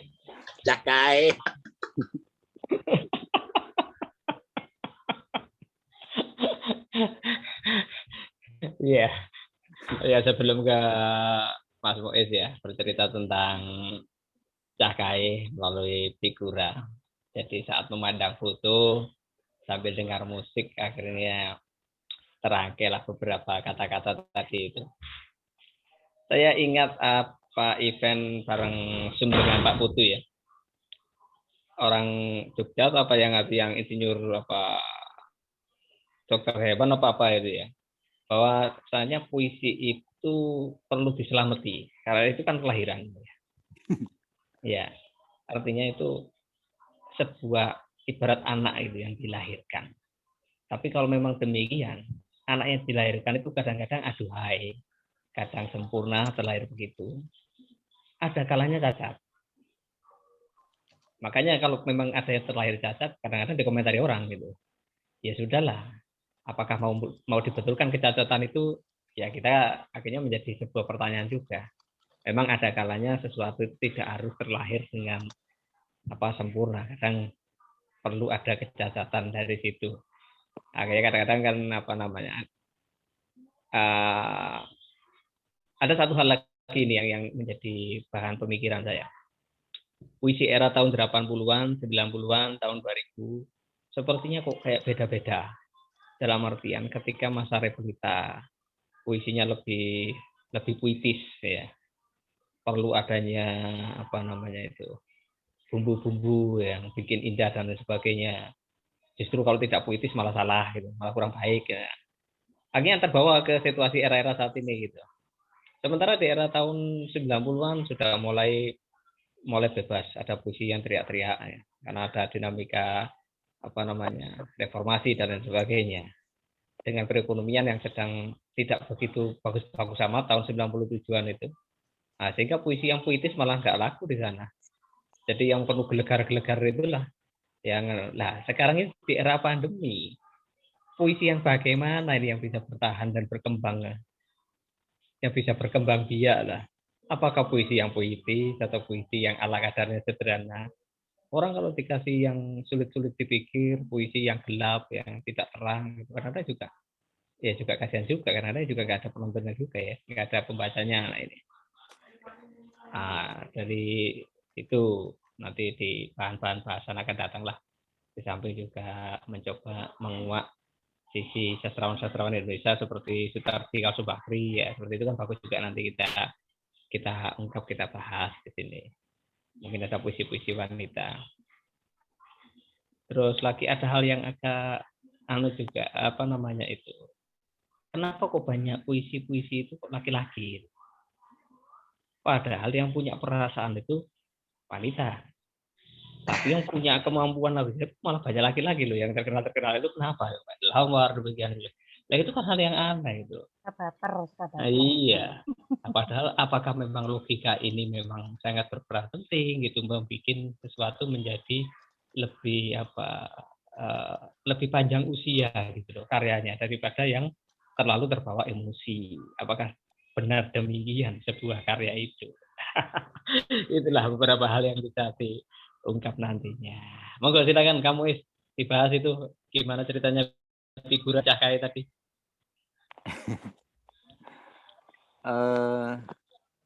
Apa ya?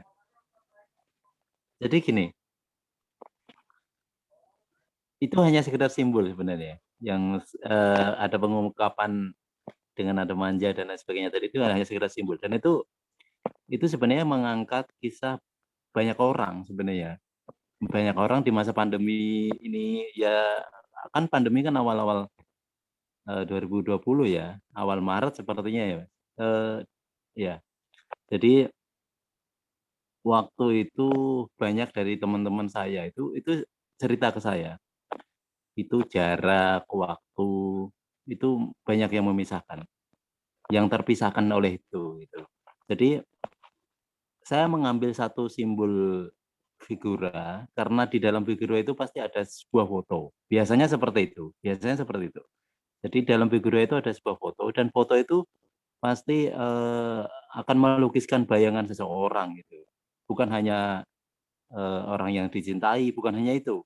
Jadi orang-orang yang pernah merasa dekat dan kebetulan sebenarnya waktu itu saya malah teringat sama teman saya itu waktu itu. Itu namanya Asrofi.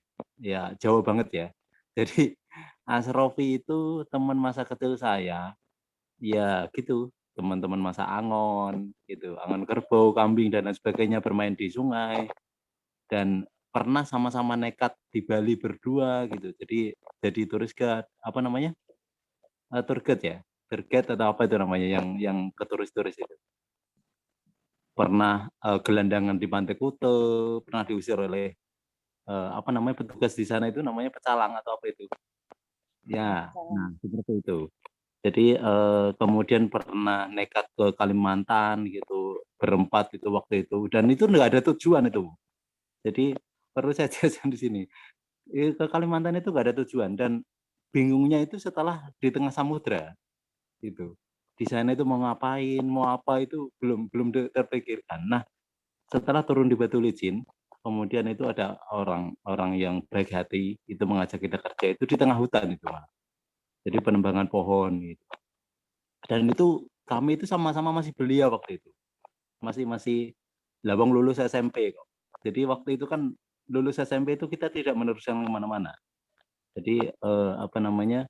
Dan itu kita punya pengalaman yang bisa menggugah itu. Dan sudah beberapa tahun ini saya tidak ketemu dengan Asrofi itu gitu loh. Jadi saya mengingatnya kemudian dan saya punya fotonya gitu.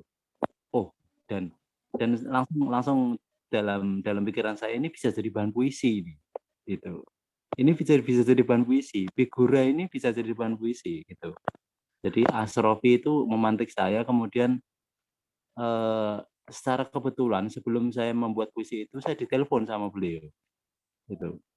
Ditelepon sama beliau kemudian kita cerita-cerita yang menyinggung masalah masa kecil juga dan lain sebagainya. Kemudian saya buat puisi itu baru setengah jalan, mandek gitu, nggak bisa meneruskan. Tapi setelah itu besoknya baru saya teruskan gitu. Jadi pandemi itu sudah hampir 2 tahun itu menciptakan jarak, banyak menciptakan jarak ke orang-orang. Gitu. Jadi awal mulanya adalah itu inspirasinya gitu. Jadi terima kasih. Saya pengen mendengar yang muda-muda ini setelah Mas Lutfi ini sepertinya ada siapa? Adib. Saya pengen dengar itu. Adib ini gimana perkembangan perpuisian di Demak dan pesisir. Maksud saya Demak pesisir. Kalau saya kan memang asal mulanya kan dari Demak Wetan gitu kan, perbatasan antara Demak dan Kudus dan Demak Purwodadi. Jadi Mas Lutfi ini kan di Demak pesisir. Bagaimana dengan di sana gitu? Oh ini kalau di chatting katanya lagi rame Mas, ngomong ke Merecek katanya. Mas Adib. Mas Lejar mungkin boleh. Oke, Mas Lejar mungkin. Monggo. Apa ya? Assalamualaikum. Mas Lejar.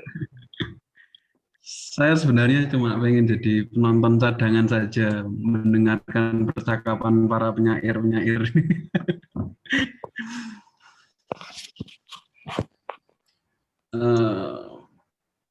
Apa ya?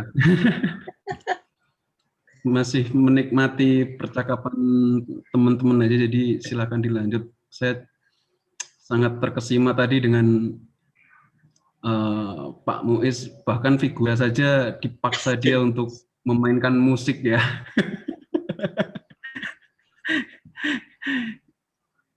Itu aja sih.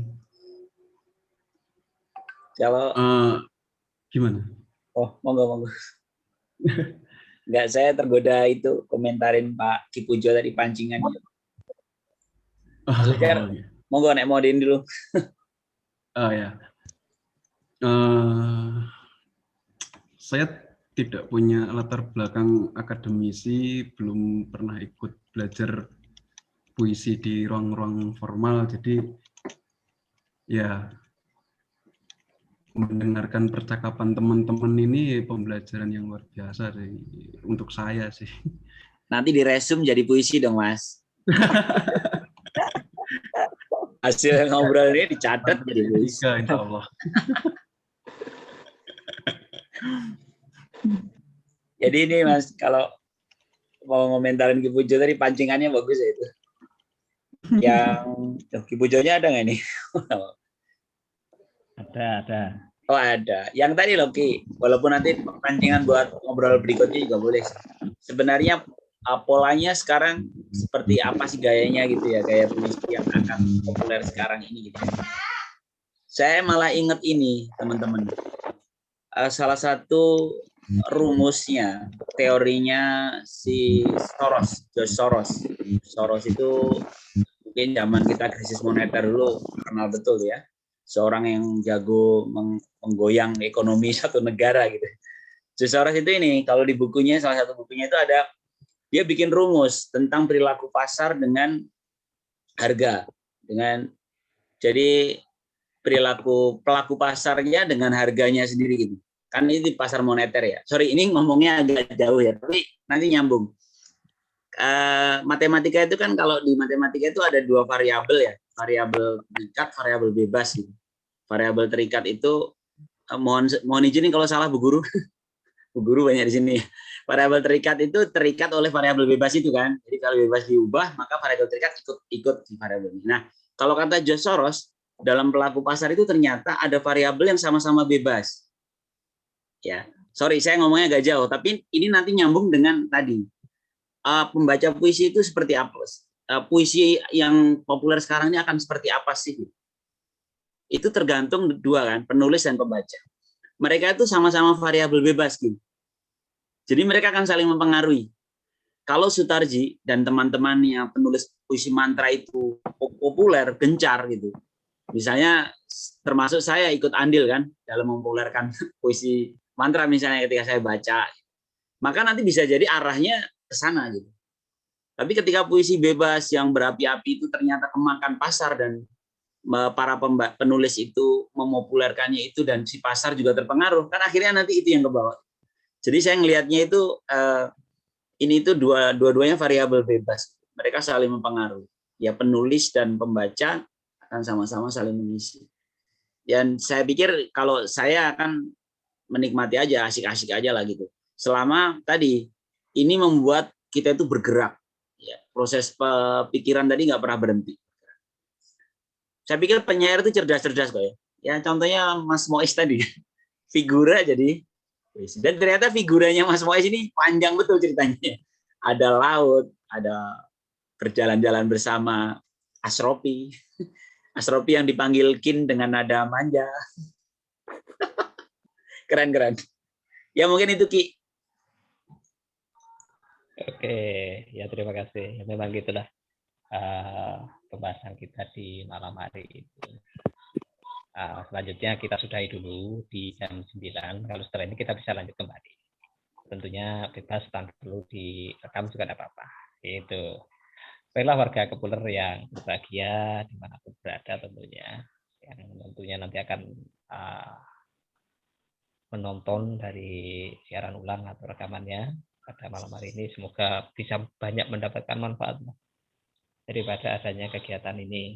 Amin, di amin. mana jarang-jarang kita bisa bersua muka ya dengan foundernya Kepuler yang kita tahu Kang Mois bentar-bentar yang ditayangkan foto rumah sakit, bentar-bentar infus, wah kasihan banget itu.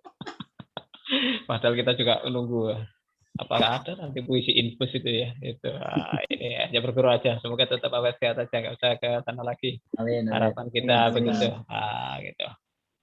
Demikian hadirin semua warga Kepuler, ada kurang lebihnya saya adalah memandu acara bersama Bunda Iis, juga kepada Kang Nugroho itu, juga Kang Mois sudah berbagi dengan kita dan rekan-rekan semua yang sudah berbagi di Zoom, menyempatkan waktunya, tak sampaikan banyak-banyak terima kasih. Semoga berkah kegiatan kita ini. Kita tutup dengan bacaan alhamdulillah yang seiman, alhamdulillahirobbilalamin. Alhamdulillah. Kurang lebihnya mohon maaf. Assalamualaikum warahmatullahi wabarakatuh. Waalaikumsalam warahmatullahi wabarakatuh. Dirutinkan nih, bagus. Ayo foto dulu. Oh, foto dulu ya. Ya, foto. Apa kabar? Mbak Levi baru lihat saya. Salam kenal. Aminati. Atun. Mbak Wulan ini teman ASN nih, teman pajak. Mbak Wulan dari kemarin baca puisi bagus sekali. Salam kenal Bapak Ibu, makasih Mas Putu. Iya, nggak pengen liatin fotonya Mbak. Biar kita foto bersama. Ada juga Mbak Safety tadi ya, itu pajak juga ya. Tapi udah live. Mas Chandra tuh. Ayo, yuk kita mulai yuk. 1. Ini ya, atau apa? Salam literasi. Salam literasi. Atau kepul. Kepul gimana? Nggak tahu. Ini apa acaranya nih? Foto ya, Ci ya. Foto-foto Bang Faik. Dulu ya. 1. Ya belum. Bentar. 1, 2,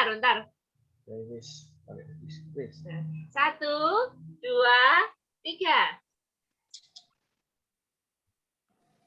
Lagi. 1, 2, 3. Jadi 5 dong. 1, 2, 3. Iya. Oke. Luar biasa. Gimana? Jadi mau dirutinkan nih? Atau gimana? Oh, iyalah. Tapi kalau malam minggu saya cuma bisa nguping karena ada acara ya. Oh iya, wartawan nih repot. Jadi hari apa yang enak Bang? Bebas. Saya ngikut aja. Kalau harus semalam minggu ya nggak apa-apa. Saya ngikut jadi Kamis. Oh minggu malam katanya. Oh minggu malam sekali-kali juga boleh. Biar narasumbernya Abang Hilmi lah. Yo, Iya. sekali-kali. Ya. Kalau disuruh ngomong kosong kan saya bisa lah. Minggu depan Pak Hilmi ya. Wih, tiap minggu nih. Nah, minggu malam. Minggu. Iya Pak Mois gimana? Minggu malam. Atau malam minggu siapa? Minggu malam saya boleh juga gitu. Asik. Nanti Pak Ilmi yang Itu aja. Jangan keseringan Pak, nanti saya ditinggal lagi. Oh iya boleh. Iya. Saya pernah keseringan ditinggal sama teman-teman, akhirnya saya sendirian. Termasuk Putu meninggalkan saya. Mohon maaf. Dimarahin sih. Ya untuk minggu gimana Pak? Mau untuk minggu depan Pak Ilmi ya? Temanya apa? Cerpen lah. Cerpen. Oh, cerpen boleh. Beda bukunya Bang Hilmi itu boleh lah diceritain proses itunya. Oh, kalau soal proses kreatif aja boleh lah. Nah, itu. Sharing kan memantik inspirasi kita. Iya. Saya belum pernah nulis jadi cerpen itu. Biasa main tulisan pendek itu dipanjang-panjangin jadi kacau. Nah, itu ada nanti saya mungkin sharing yang soal bagaimana tulisan pendek bisa jadi panjang. Siap. Termasuk itu saya pernah sharing sajak lelaki pengasuh hujan. Itu jadi cerpen di pikiran rakyat. Nanti saya itulah sharing. Ya. Minggu depan kita menunggu Mas Hilmi ya. Ya. Jadi malam minggu semakin banyak yang bisa ikut. Malam minggu apa minggu malam? Minggu malam. Kalau malam minggu sepulturane saya nggak bisa. Minggu malam. Sepulturane. Kelihatan nih orang musik juga nih. Selera musiknya sepultura ya. Saya suka dengerin aja Mas, tapi nggak bisa jadi sajak. Beda dengan Mas Mois.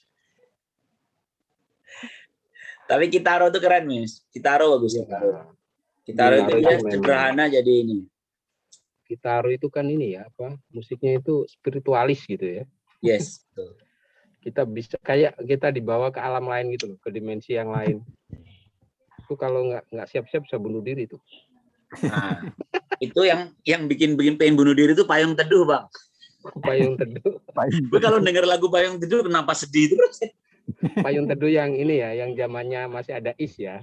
Iya, ada Is. Is itu aduh, ya, kalau mainin lagu jadi tahu gue bawaannya pengen bentur-benturin kepala ke dinding gitu. Kalau saya malah Laluna itu.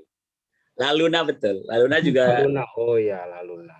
Biar lagu happy jadi tetap aja sedih ya Mas Mois ya. Tapi kemana ya Laluna ya sekarang ya, hilang ya? Kena corona. Mungkin jadi itu Laluna jadi Lalupa. Ya sudah, mohon maaf ya Kang Mois, Pak Putu, Kang Ilmi, juga semuanya. Saya undur diri dulu ya. Selamat istirahat. Oke. Jangan lupa jaga kesehatan semuanya. Saya juga pengen istirahat tapi belum bisa Ruangan ini. saya tutup ya, ruangan udah saya tutup. Silahkan sepuasnya. Baik, Is, kapan kita tunggu YouTube-nya ya? Mau di-share di YouTube nanti? Yang ini iyalah pasti. Ya, siap. Teman-teman ada yang minta resume ini kan isinya, terus minta PowerPoint. Nah, PowerPoint-nya cuma satu ini. Iya, nggak usah lah. Nanti kan harus bikin resume-nya dulu, bikin tulisannya dulu. Teman-temannya nggak bisa ikut. Tenang, resumenya nanti Mas Lejar mau nulis dalam bentuk puisi. Iya, ditunggu. Harus ada ininya, harus ada PowerPoint. Enggak sih. Nggak apa-apa. Enggak. Pak Putu aja itu Bang yang keren. Itu bicara pasti itu. Saya adanya power metal. Kan lagi kan, Sepultura, power metal. Oh, Megadeth. Megadeth. Power metal itu mestinya ngakunya metal gitu, lagunya menye-menye juga. Iya. Seperti Jingga. Kalau aku sekarang itu lagi suka itu Voice of Bajeprot. Ada yang dengerin? Voice of Bajeprot yang baru. Gila itu. Basisnya pakai jilbab tapi banyak keren. Keren itu. Voice of Itu Bajeprot. Juga ini strugglingnya luar biasa dia. Yeah. Turunan, iuran duit untuk latihan ngeband. Tapi keren dia. Mbak Lilis gimana Mbak Lilis?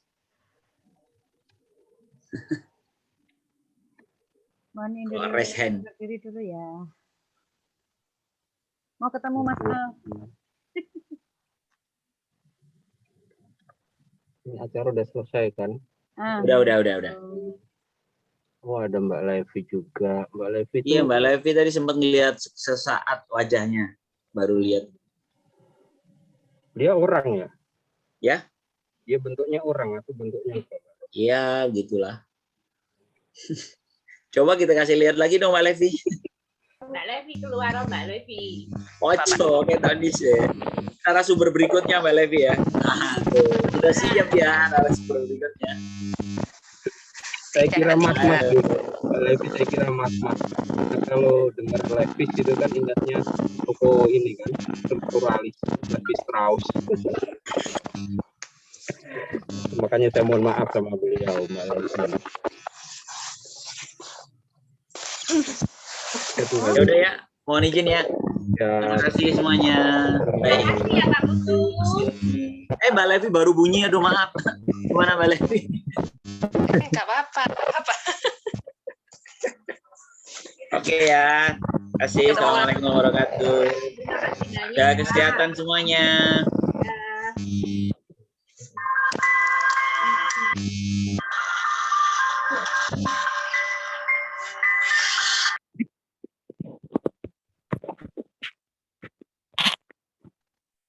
Aduh, semua kepo. Masih lanjut atau ditutup ini Pak Mois?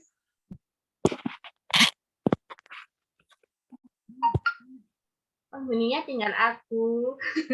Penghuninya yang kelihatan wajahnya tinggal saya dan Pak Mois ini.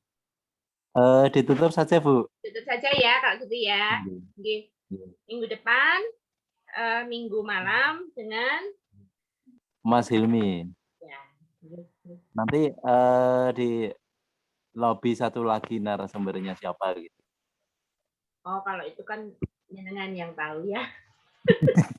Bang Phil. Yang punya akses kan Pak Mois ya. Oke. Ini ada siapa ya? Ini belum kenal saya ini, Mbak Lestari Nafisah ini. Mungkin temannya Pak Putu mungkin Pak. Iya, mungkin ya. Tadi dari Mbak Lestari, apa masih di situ? Jenengan? Masih sepertinya, Bu. Cuman ya. Bu Uci. Mas Chandra, piye iki? Wes ah? Apa? Wes ah? Apa? Wes ah? Sudah. Ya sudah, tak tutup dulu itu. Pra. Hah? Pedot.